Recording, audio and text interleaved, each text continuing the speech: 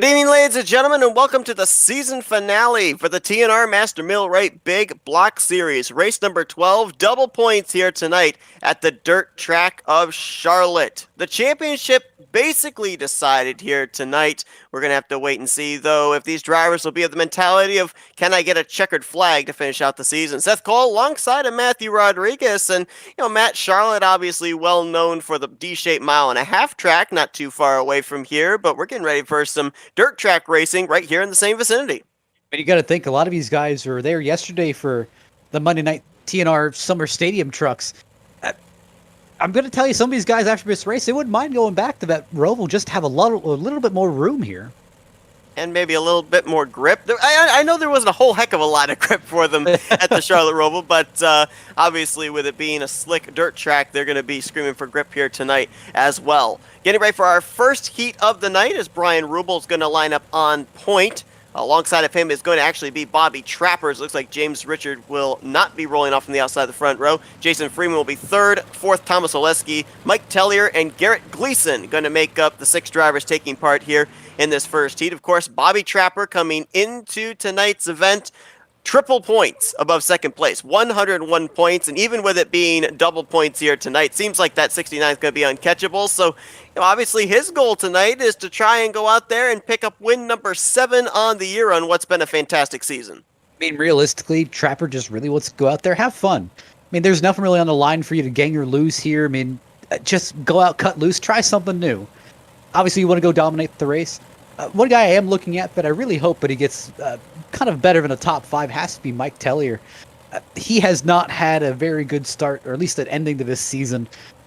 Dirt racing's not really his thing, but he's kind of grown a little bit more of affinity towards it. I think he's gotten better in previous weeks. Maybe he can kind of pull it together here. I see a couple of drivers as well that have been close to getting a victory this season, may be able to pull it off here in the finale. Brian Rubel and Jason Freeman, they've been fast week after week, up there inside of the top 5 numerous times, but they just haven't been able to close out the deal. Green flag's out, 10 laps here in this first heat as it'll be Brian Rubel way down the inside, leading them into turn 1. Now, much like last week at Fairbury, these drivers are going to have to contend with not going too low because there are tires down there and they are unforgiving. Ooh, I'm seeing Trapper really just kind of use that exit off the top side, came right down on the door of Freeman. That really is what you have to do with this track, is you have to maximize the space that you have. And Trapper is really doing what he's been doing all season, and he's been making it work, is run lines that other guys really don't want to test, or maybe just don't think are fast, and somehow just finding speed where you can really just take much advantage of it. Ooh, Mike Tellier going to get out of shape back there right in front of Garrett Gleason. He does manage to get it pointed the right direction as we've got battles for the lead, battle for third, battle for fifth going on right now. And you got to think these guys loving the spaciousness of Charlotte here tonight after the tight, short, congested track of Fairbury last week. Absolutely. And I'm kind of debatable here looking at Rubel and Trapper. I mean, Rubel ended up that last lap just setting the pretty much the session fastest lap of a 15.966. He's been faster, at least I'd say, in early laps than Trapper, but Trapper's had the more consistent kind of run out through this entire session. Yeah, Bobby Trapper has been one of those guys as well that seems to adapt as a run goes on. He, most of the time, likes to run way down the inside line, but you can see right there, he's experimenting. You talked about have some fun, try some new things. He's letting that car ride a little bit wider off the corner, trying to get straightaway speed. Now, right at the moment, it seems like it's a little bit status quo about maybe a car length and a half off the back bumper of the 4, but as we get closer to the end, maybe there'll be a little bit more extra grip in that outer line he'll be able to use to mount a charge on Rubel for this heat victory. Thing where, with him starting these early heats, you'd think, oh, well, he doesn't have the experience later on in the kind of the race of how the track's going to end up progressing, but that hasn't seemed to stop him, at least at any point in this season. And Rubel's kind of had up and down luck, but man, he has been fast here. One of the things I think that's really hurt Brian Rubel, obviously, based on where you finish in the heat, it kind of randomly determines where you're going to start in the main event. And Rubel's had the misfortune of starting in the mid-pack, kind of back in that hornet's nest, and gets involved in a couple of early incidents and not able to really battle his way back up there to the front. Ooh, wow, close dive bomb there by Bobby Trapper on Brian Rubel on this final lap. Not going to be able to make it stick, however. It looks like Brian Rubel may pick up his first heat win of the season. It's going to take place in the finale. How about that? Brian Rubel taking the checkered flag here in heat number 1 with Trapper, Freeman, Tellier, and Oleski getting points as well. Trapper definitely gave it his best effort, but once he got on that grass, pretty much the whole right front tire really started to lose so much grip, just started sliding through the infield. Another kind of a little bit worrisome point is those tires that are kind of decorating the corners and the infield here. One hit into those, and I'm going to tell you, just some experience, I believe you'll go right over. Second heat going to have 7 drivers, Billy Thornton and Bobby Puckett the front row, Don MacArthur, Grant Wesley in row 2, Zane Burke Jr., Kenneth Drake second in points. Not going to be close enough to snatch away this championship from Bobby Trapper tonight, but he's had a really good season. That'll be row 3, and Jason Shue going to bring up 7th place. I want to go back real quickly there to that battle we saw for the heat win.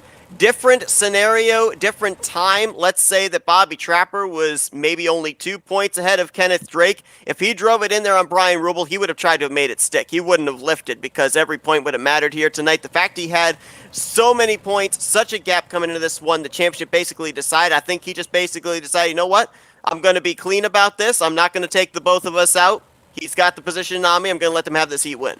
I mean, Seth, politely, there are so many times where you have so many people who easily could have gotten the upper hand on Trapper, but just they didn't capitalize on his mistakes, and they even made more mistakes than him. And that's been the one thing of, hey, when Trapper made a mistake, he's limited that mistake and kind of built upon it where he could end up still having a good day. Where, hey, if Kenneth Drake had a bad day, or let's say Billy Thornton had a bad day, I mean, they were just kind of stuck in the rut, and they seemed like they just couldn't get out of it. Thornton and Drake, second and third in points. So those two are separated by 64 points with Drake over Thornton. Both of them former winners this season as well. Drake a 2-time winner, and Thornton with a win very early on in the season at Eldora, as he's going to lead us to green here. Puckett with a nice run there in that middle line, though, up on the outside. Again, remember, we keep talking about this week after week, but these guys in Heat 2, they're going out on the surface left behind by the drivers in Heat 1, so there may be actually a lot more grip up on the top side here than there was earlier on. Actually, I will admit, one guy that I'm kind of interested to see struggling and kind of almost goes to prove my point about how much talent is really kind of stacked in this field. Grant Wesley, I mean, we saw him in the RTG Dirt Series. Really, he pretty much every time he hopped onto the track, he pretty much fleeced the field. And just in this field here, he looks like he's been having at least a little bit more difficulty in the 2 races that he's run. Now, obviously, the results don't exactly show up with a 2nd place finish at Knoxville and a 7th place finish at Fairbury, but I've noticed it's been a little bit more difficult for him, I've noticed. Yeah, you know, you mentioned those finishes, while they're good, as opposed to, ooh, contact there for the lead, and now they're going to rip for 2nd place. Puckett's going to go up and over. Wesley and MacArthur were involved in that as well, and they will have to throw the caution for that. So caution going to come out here in this 2nd heat. But going back to your point, you know, with Grant Wesley, back in the RTG races, usually he'd get to the front in the second half of those races and just drive away. The good finishes he's had so far here in his 2 starts, he's really had to work, scratch and claw for them. Yeah, it seems like he tried to do the same thing that Bobby Trapper did and tried to take advantage of that high lane, but just he wasn't arcing down as aggressively as Trapper was, and it may be, but maybe some of that grip that was on that high line is just kind of gone. But looking back at this incident, it almost looked like a classic stack-up kind of situation. Thornton kind of almost parked it in the corner a little bit. Puckett sent it in at least a little bit deeper. As Puckett was kind of slowing down, giving him room. And then you had Don MacArthur. I mean, he's no time to react. Plowed right in the back of the 40. And the 40 goes up and over and ends up back on its wheels. You know, it's interesting if we kind of look at the battle we saw for the win in Heat 1. If we didn't see Bobby Trapper lift and give the position to Brian Rubel, we might have seen deja vu of what we just saw right there if the 2 of them made some contact. So, yeah, you're right. Not a whole lot of room when both drivers want to run that extreme inside line. Absolutely. And you can kind of see a lot of the drivers are still under that belief at the inside line, at least at this very moment with how the track is currently developed. That inside line is the fastest line around the racetrack.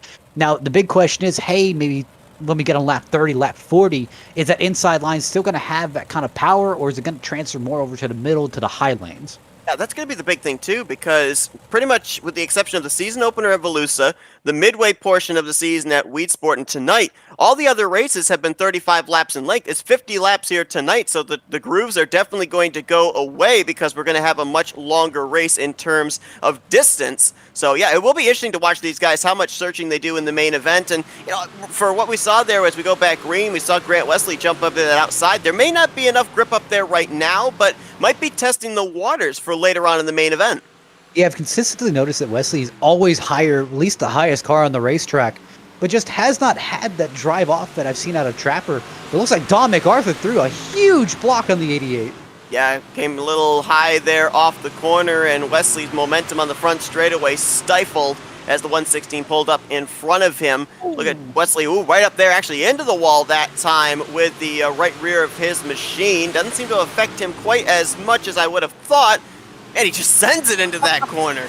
I mean, he obviously feels like there's something up there, and he's going to try it. But obviously, looking at all the other guys, really, MacArthur's been kind of committal to that middle lane. And looking at Kenneth Drake and Billy Thornton, they've both been kind of loving that bottom lane. So really, the high lane is really the only way to go to possibly make a pass in all three of these guys. And Wesley going up there on that top side, figuring out just how much he can send it into that corner. That could give him an advantage later on, because remember that one race that we did at a dirt track where a driver ran the bottom most of the race, realized the drivers run the top. He's like, oh, I got to run the top, and messed up. I mean, these guys up here towards the front that are bottom feeding, they may not know just how to approach that outside line if they didn't really practice it earlier on tonight in the practice session. But Billy Thornton is going to pick up the heat win with Kenneth Drake second. Don MacArthur, Grant Wesley, and Bobby Puckett, despite flipping upside down, he's going to get himself some heat points as well, finishing in fifth. Actually touching back on that a little bit, I mean, there's drivers who can end up running 2 hours of practice and they can perfect their line into the corner and know how this track's going to react. But the biggest issue is you're not always prepared for when you get that car right next to your car who's taking your lane and kind of blocking your view into the entrance of the corner. I mean, that's really where skill kind of comes in, and at least a little bit of knowledge kind of comes in, where you have that knowledge of how to enter the corner and how to slide in, and hey, that even if he does block off your lane or kind of come up the track a little bit, you'll still be fine. A great point. They are getting ready now for the main event. So those two heats, that was it. We've got 14 drivers that are scheduled to take the green flag. Looks like 13 of them will be doing so instead. James Richard was scheduled to roll on the outside of the front row for heat 1. He did not, and looks like he will not be getting on track here for the main event race. 50 laps in total here tonight. Double points on the line as well. Zane Burke Jr. is going to be the one to lead us to the final green of the season with Garrett Gleason alongside of him. Bobby Puckett and Thomas Oleski, they'll be in row 2. Grant Wesley and Mike Tellier, row 3. Don MacArthur and Jason Freeman, they'll be in row 4. Kenneth Drake and Bobby Trapper in row 5. And then our two heat winners, Billy Thornton, heat 2 winner, and Brian Rubel, heat 1 winner, they will make up row 6, with Jason Shue rolling off from the 13th position. So a wide track here, Matt, and only 13 drivers in the field. But again, as mentioned, the scenario coming into tonight, the championship is already decided. All that's really left is for these drivers to try and finish out the season with a win. So they got all this space. How aggressive does this start get? Well, right now I've been kind of seeing some tension between Jason Freeman and Thomas Oleski, at least in driver's chat. Doesn't sound like they really were that pleased about what happened in their heat. And you got to remember, this is the last race of the season where, I mean, this is kind of, if you got any debts to be paid, I mean, might as well cash them here before we get on to the next season. Ooh, this could be interesting. This is pretty much considered a short track, and we know short tracks breed short tempers. Those two drivers you mentioned, Freeman is 4th in the point standings, 174 points out. Oleski gained 2 spots last week after Fairbury. He is 7th in the standings. Obviously, they'd love to finish out the season as best they can in the points, but as you said, if there's a score to be settled, better do it in the finale than any time else. 50 laps, here we go. Season finale's underway for the Master Millwright Big Block Series. Almost 4 wide in the turn 1. Looks like Trapper actually ended up brushing the wall there. He's dropping back tonight. And Bobby Puckett takes it 3 wide at the front with Oleski and Burke Jr. He's going to go to the point. Wesley follows him. There was contact around the 5th position as Burke Jr. is falling back, and they are using him up. There goes Puckett around off the nose of Wesley, right in front of the field from the lead. Oh, Trapper ended up hitting his left rear. Looks on one of the tires. Not sure if that damaged that car. But, man, there's a lot to unpack from that because, man, I just saw Thomas Oleski just beating the back bumper off the 29. And you had Jason Shue, maybe Garrett Gleason collected up in this one as well. Let's go back and take a look at what happened. I mean, things just stacked up from the race lead. It kind of looks like that classic, kind of the miss kind of entry of lanes, and some guys just kind of maybe parking in the middle, and some guys carrying a lot more momentum. We kind of have that here. We're going into turn one. Looks like Wesley was really committed to that bottom, managed to have a really good run. I think maybe he sent it in just a little bit too deep. He caught a little bit of that grass, and the 40 of Bobby Puckett just, he kind of got into the corner a little bit high, kind of almost slowed down mid-corner, but still fully within right, and looks like Wesley just touched him a little bit in the left rear and sent him right on around. Talked about the 60. Now Bobby Trapper, that right rear jumping up in the air, that was due to contact between himself and Don MacArthur. Didn't look like hard contact, so he should still be okay. And if you're Bobby Puckett, you're looking around and saying, hey, Charlotte Dirt Track, what'd I do to you? I flipped over and I've brought out the first caution in the main event already. I'm going to tell you, Oleski's taking no prisoners. I saw him at past lap, man. He was just beating the back bumper of a 29, just trying to get him out of his way. And Zaneberg Jr. had fallen back to around the 4th or 5th position at the time of that contact. He was the one that drove through it all, so he's going to be leading us back to green over Freeman, Oleski, MacArthur, and Drake. Again, if you just joined us here for this broadcast of this series, we only run green flag laps. So these pace laps they have run, they do not count. Only 2 laps under green were just run, so we will have 48 laps to go as the pace truck peels off and ready to turn them loose once again. Oh, I'm just seeing Freeman and Oleski in 2, second and third. I was noticing that too. Yeah. Green flag back out. Oh, it goes him. Oh boy! Things are getting spicy at the front, the 20 and the 22, and now 4 wide. Oh, no, and Don MacArthur. Over goes Don MacArthur. No, Caution's gonna fly again. No. So, how do you want to unpack that? I mean, he didn't wreck him. A payback gone wrong and an innocent victim involved. That's how I would call it. Let's back up to the race start. So, obviously, we have the race start. Oleski comes up a lane, tags the left rear of Freeman, hooks Freeman. They both go sliding into the corner. All's fine. That ends fine.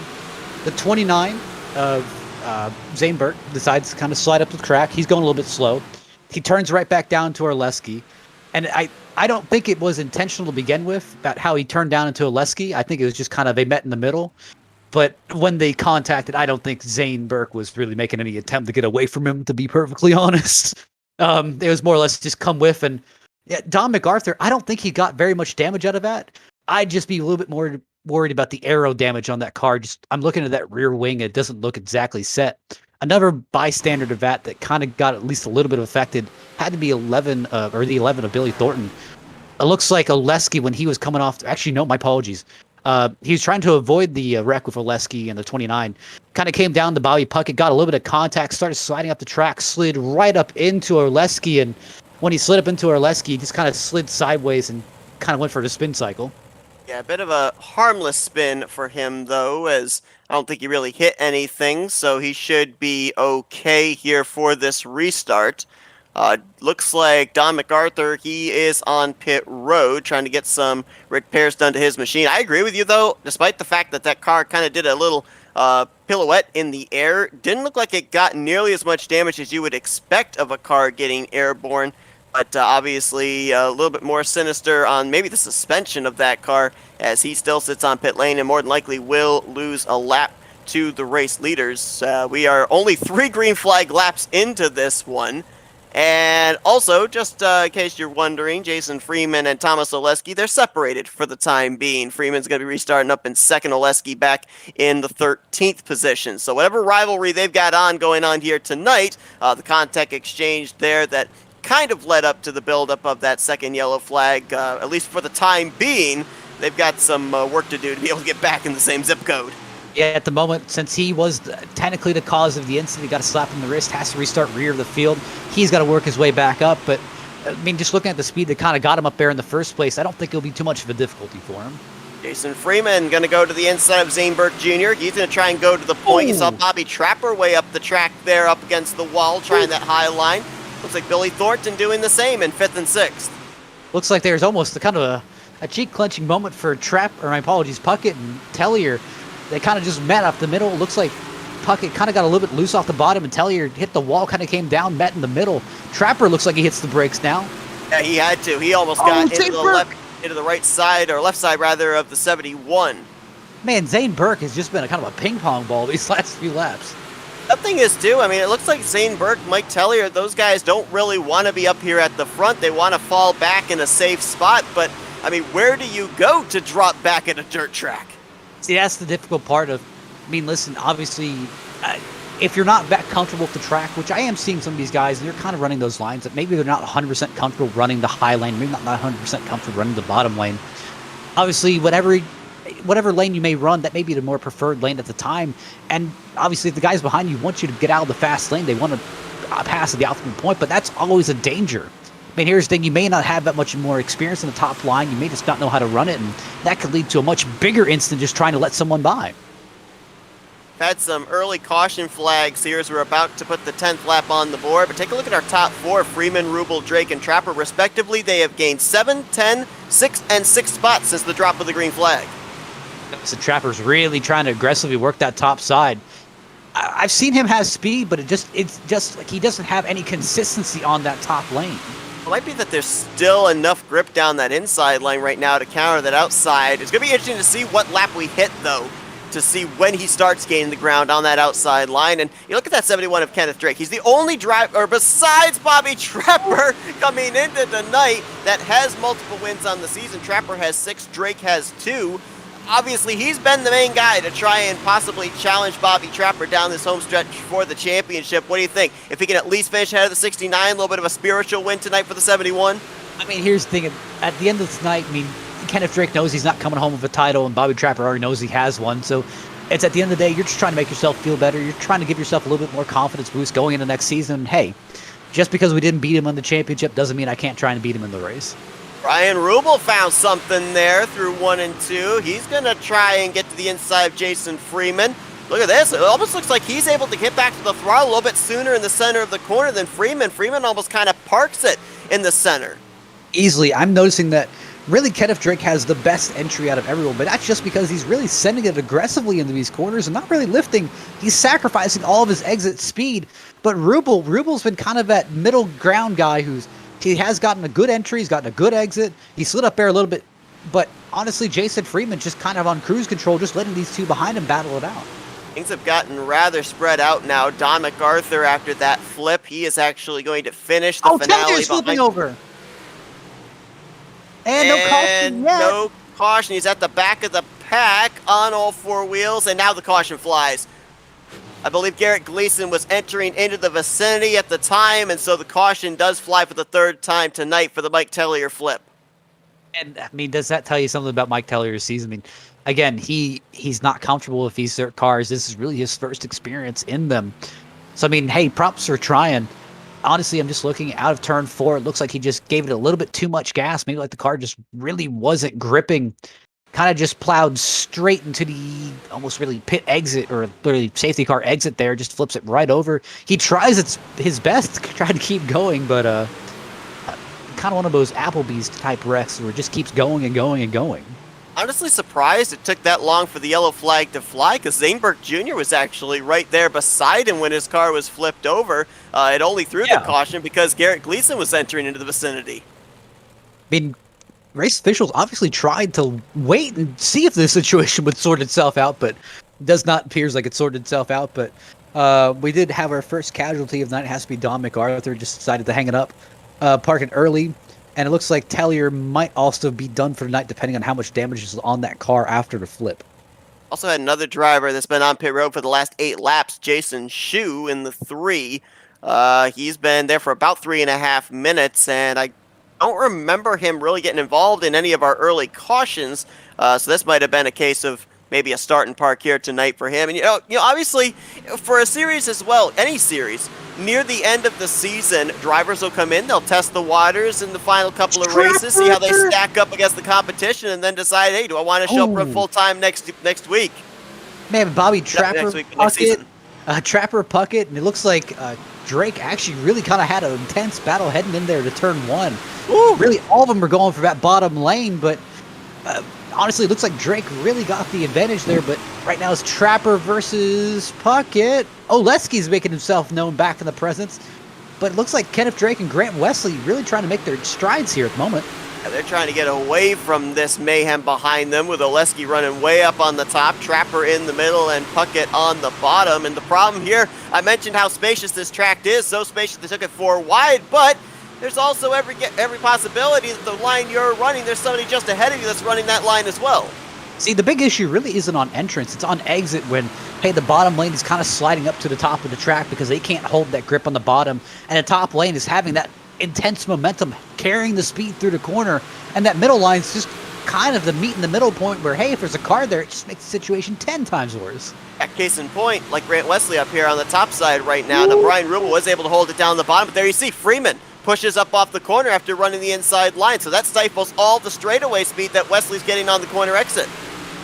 I mean, Freeman knows that really he's been kind of in control of the tempo of this race and been able to kind of control the runs where, hey, listen, more or less Rubel's been doing all the fighting for him, but now it's kind of that shift. Grant Wesley sends it on the bottom. Light job, crossover. Freeman's going to get him back. No props for trying. I mean, at least he kind of sent it in there to see if it'll stick. It's kind of almost like a kind of a psyche test. Yeah, and everybody behind's going to notice this as well. They're going to see, you know, if Grant Wesley's able to pull it off, you're going to see a lot more of these slide jobs take place.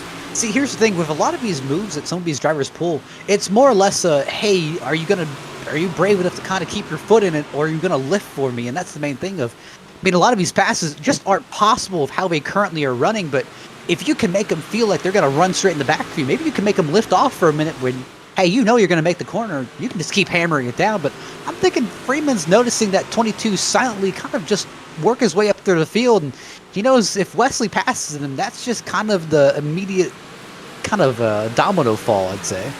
Great point. Both of these drivers here, Freeman and Wesley, runner-up finishes this season. Wesley second place in his debut at the tires. And he's still going. Oh, but that, wow, you can see the suspension damage there on that machine, and it almost looked like it affected him there into the corner. Ay. See if that's going to really hurt his handling for the remainder of this race as we are just past halfway.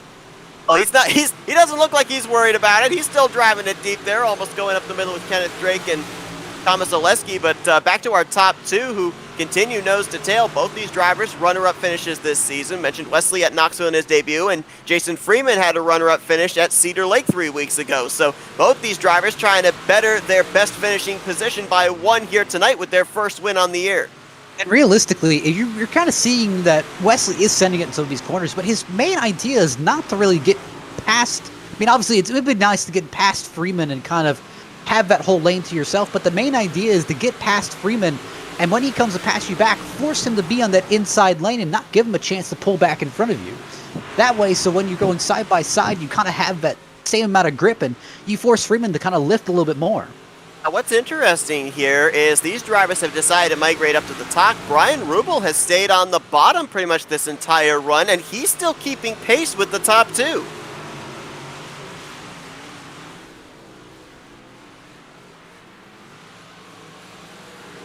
Wesley's going to try and get alongside of Freeman there. Not quite going to be able to do it.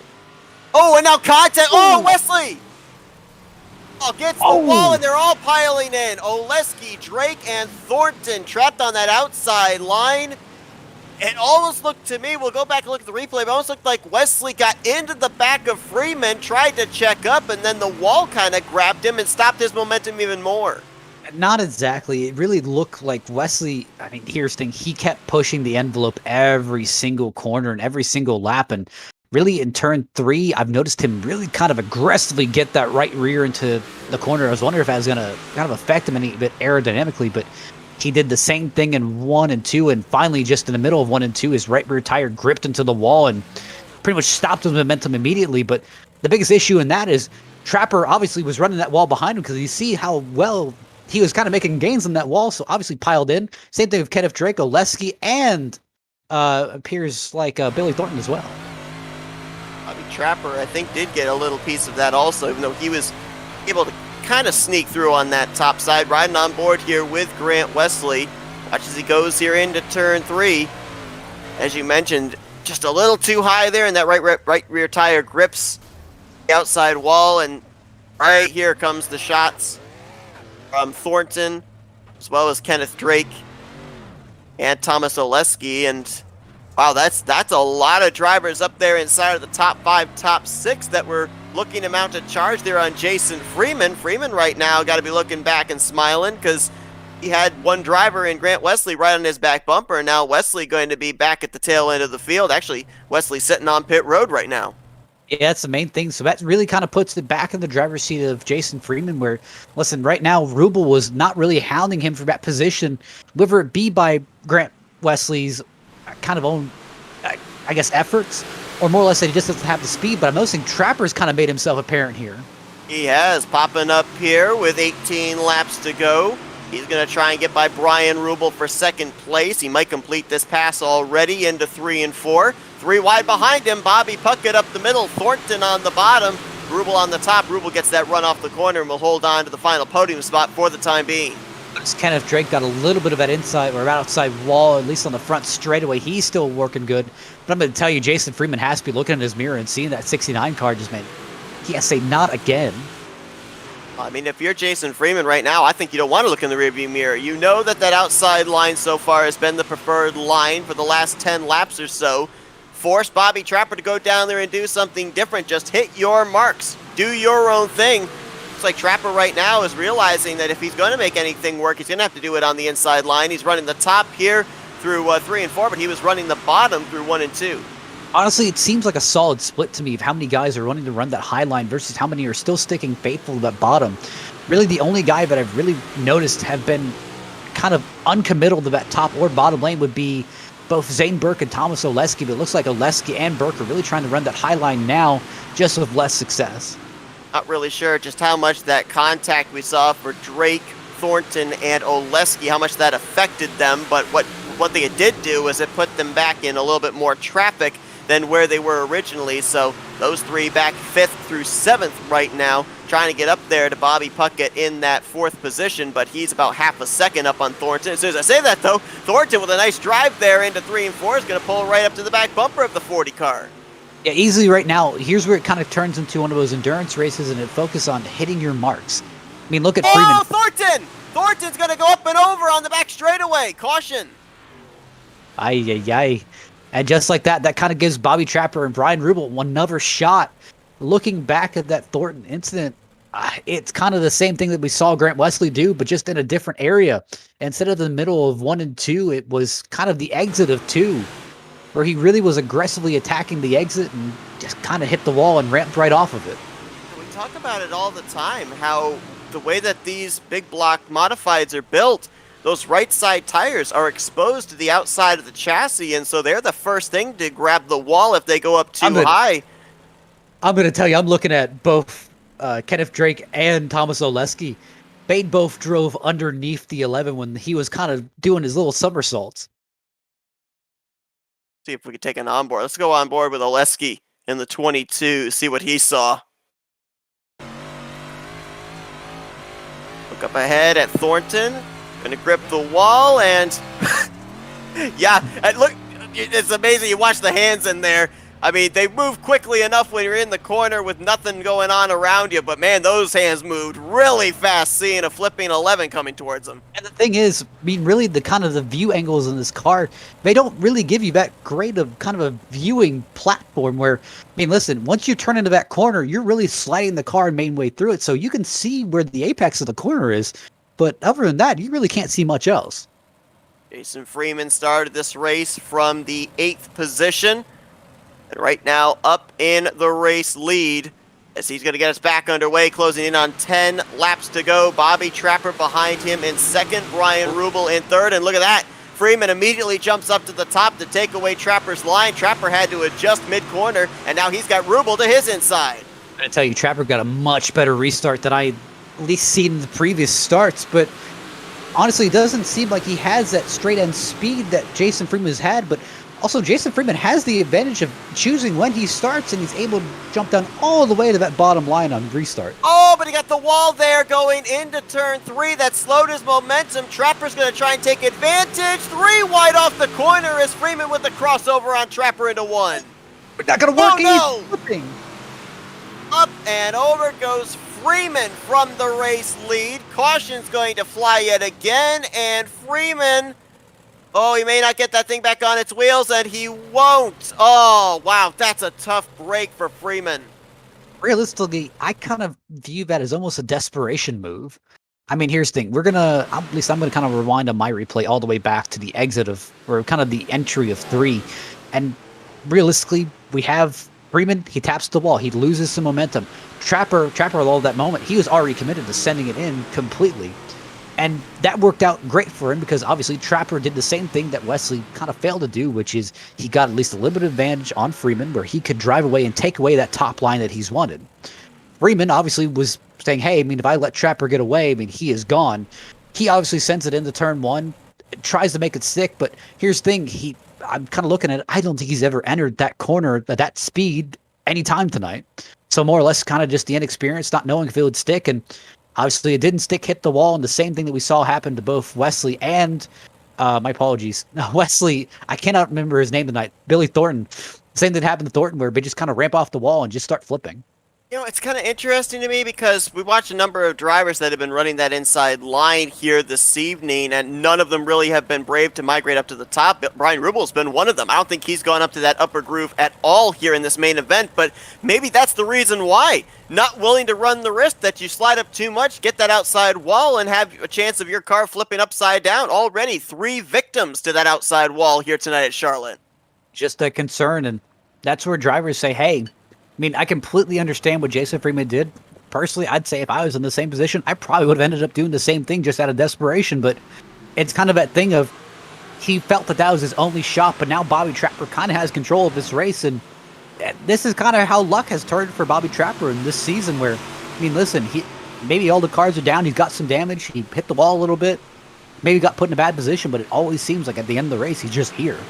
He's had a lot of heat wins this season, which have put him back in the middle of the starting grids for the main event. So to your point, he has had to kind of slowly, methodically work his way up to the front, and then with about 10-15 laps left in the race, he's up there leading the thing and trying to pick up the victory. Last season, they only ran 6 races in Season 1 of the Big Block Series, and Bobby Trapper won 5 of the 6. So far this season, when they doubled it up with 12 races, he's gone to victory lane in 6 of the 11 races run. He's looking for his league-leading 7th win on the season and trying to... I asked him last week, I said, you got the championship locked up and everything. You're building that sundae. You got the ice cream, you got the whipped cream, you've got the nuts. Tonight, if you get that win, is that the cherry on top? And I think that's what he's looking for right now, closing out on 4 to go. Here's the thing, it cannot be understated how well Brian Rubel has done in this race. I mean, again, looking at his whole season, it's been ups, downs, I mean, really high highs and really bad luck and misfortune, and really just the fact that he's been able to, honestly, he hasn't really been in the race for leader, but there has been no question of second place today. And how about the comeback by Bobby Puckett, flipping upside down back in his heat, spinning from the race lead early on in the main event, and right now holding down the final podium position. I mean, I'll go ahead and shine a little bit of light on Thomas Oleski. After everything that happened earlier in the race, he's currently battling for P4 of Kenneth Drake. That's Drake on the bottom, Oleski right up against the wall. Billy Thornton right there as well in the 11 car. Despite us seeing him go up and over, he never brought that car to pit road. That car's got quite a bit of visible damage. The suspension kind of skewed, but he's going to fight that thing up into the top 5 if he can here, clipping to the white flag.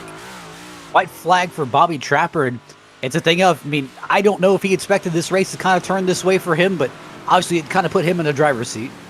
It definitely did. I mean, what a season it's been for Bobby Trapper. He came in tonight winning the championship, but he's going to pick up the victory as well here at Charlotte. Win number 7 on the season. Win number 13 overall. I'm sorry, make that 12 overall in the TNR Master Millwright Big Block Series in 2 seasons.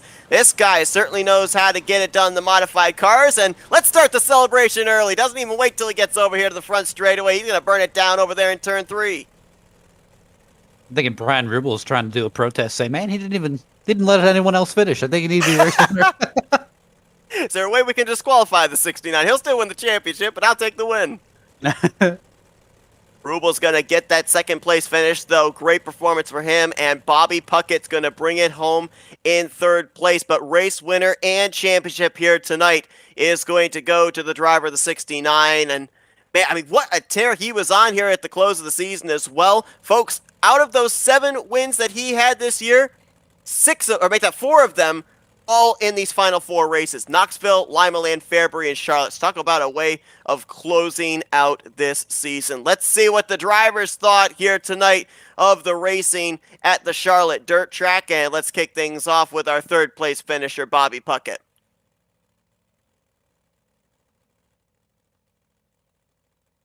Hey, Bobby, it's Matt and Seth up here in the FRM booth. You got us? Yeah, I got you. Wow. I mean, we called your race here tonight a comeback, and I think that's a little bit of an understatement. You were flipping in your heat. You got spun while leading this race in the early stages, but you fought your way back to finish in that third position. I mean, that car looked really speedy there at the end, too, turning some really good lap times, equal if not faster than the top 2. Describe from the driver's seat what your race was like here tonight with all the spaciousness at Charlotte. I felt like I had a lot more room for error, a lot more places to go in case if something happens in front of me or behind me. So let me go ahead and I can kind of nail that home, which is, I mean, I kind of saw you bouncing like a pinball. I'm not really sure if that's been the whole epitome of your race, but every time I looked at you, I swear you're bouncing off another car, bouncing off a wall, or trying to avoid something. I mean, how do you keep yourself motivated and still kind of drive up to at least, I mean, third place finish? I mean, was a little aggravated that I got wiped out on that initial start there and just kept my head up and tried driving it home for a win. Bobby, congratulations. Looks like right now, based off the double points here tonight, you're going to be finishing out the season 5th in the overall standings. You've had a very consistent year. Really a lot of good finishes here in this season, and nice to see you finish out the season here with a podium at Charlotte. We're going to get the opportunity now for some thank you, sponsors, and shout-outs. I'd like to thank you guys for broadcasting this race here, TNR for having this whole league set up, and Master Millwright Industrial. Bobby Puckett, he's going to bring it home. Third place in the season finale here tonight at the Charlotte Dirt Track. Congratulations, Bobby, and best of luck next season for you. Let's see if we can now get our second place finisher here tonight, Brian Rubel. Hey, Brian, it's Matt and Seth up here in the FRM booth. You got us? I got you, pal. Wow, great run for you here tonight. Brian, we were documenting on the fact that you pretty much had the cleanest car here tonight based on the fact that you kept it down there on the inside line while everybody else decided to rim ride up there on the top side and the outside wall kind of biting a couple of people. Was that why you decided to run the inside most of this race, just to make sure that car was going to come home in one piece? No, to be honest with you, I just felt better down the bottom. And this is actually the first race in 12 weeks that I was not involved in some sort of wreck. So my car is in one piece. You know, Brian, I'm going to go ahead and kind of nail that home here a little bit. I mean, this is your best finish of the season. And truth be told, I mean, you were consistent. I mean, this was statistically your best run of the season. And honestly, you looked great out there. I mean, is there any momentum you can take from this going to next season, or is it just kind of a feel-good moment? I think it's more of a feel-good moment. Trap's bad fast, and everybody knows it, so we're kind of just playing on his field here. Brian, first off, congratulations on that heat win. It was nice to be able to see you have that early momentum here tonight, and then you follow it up with a runner-up finish here in the main event. So congratulations on a great night overall for you here at Charlotte. We're now going to turn the microphone over to you for some thank you, sponsors, and shout-outs. Yeah, I'd like to thank the boys from Master Millwright and sponsoring this series. DRP with Billy Thornton kind of does both here with the asphalt and the dirt. Like I said, next season we're probably going to go about a month here for a little break, but hopefully all the sponsors are back. We could get some more drivers in. Thanks to the sweetheart for putting up with me in this constant iRacing stuff.